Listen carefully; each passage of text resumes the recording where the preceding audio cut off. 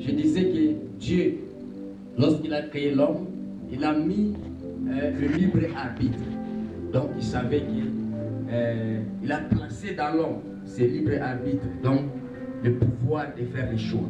L'homme a le choix de choisir le bien et l'homme a le choix de choisir le mal. Mais lui, dans son plan, il dit, je connais les projets que j'ai formés. Moi, Dieu, j'ai formé. Non un projet de malheur, plutôt, mais un projet de bonheur. Donc, il a projeté un projet de bonheur. Ce n'est pas un projet de malheur. Donc, Dieu, pour lui, ne s'attendait pas qu'on puisse pécher. Donc, c'était l'homme qui a fait à ce que Dieu puisse maintenant créer d'autres choses. Parce que lui, je crois dans les livres de Jérémie. Les livres de Jérémie nous parlent d'un Dieu qui a appelé Jérémie, dit descend dans la maison du potier. Et là, Jérémie a trouvé les potiers en train de former les vases.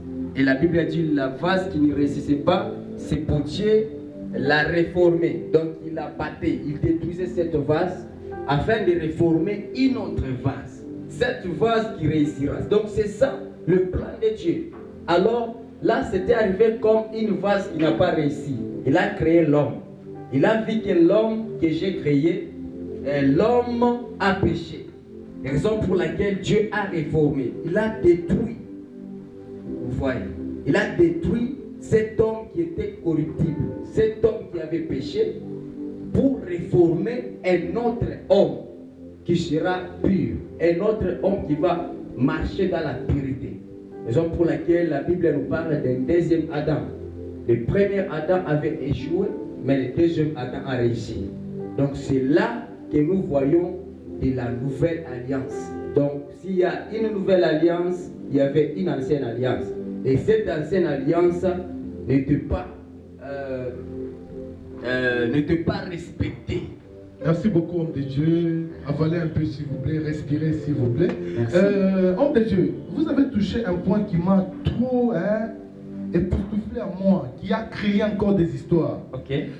Rentrons d'abord. Je sais que vous êtes un grand ingénieur. Vous pratiquez aussi le métier d'ingénierie, si je ne me trompe pas. Est-ce que selon la façon dont vous êtes en train de concevoir vos plans, est-ce que vous êtes en mesure de savoir que ça peut arriver que ces plans ici, je peux déposer chez mon client ne sera pas d'accord de ça. Ça peut arriver que ce que je fais, il peut accepter ou ne pas. Vous imaginez cela? Bon, vous savez, lorsqu'on n'a pas un plan A, on n'aura pas également un plan B. Mais imaginez-vous, vous avez un plan A. Vous pouvez aussi avoir un plan B. On ne peut pas concevoir un plan B. Pourquoi? Le plan B vient après l'échec du plan A. C'est là où le plan B intervient. Maintenant, l'intelligence de former le deuxième plan vient où?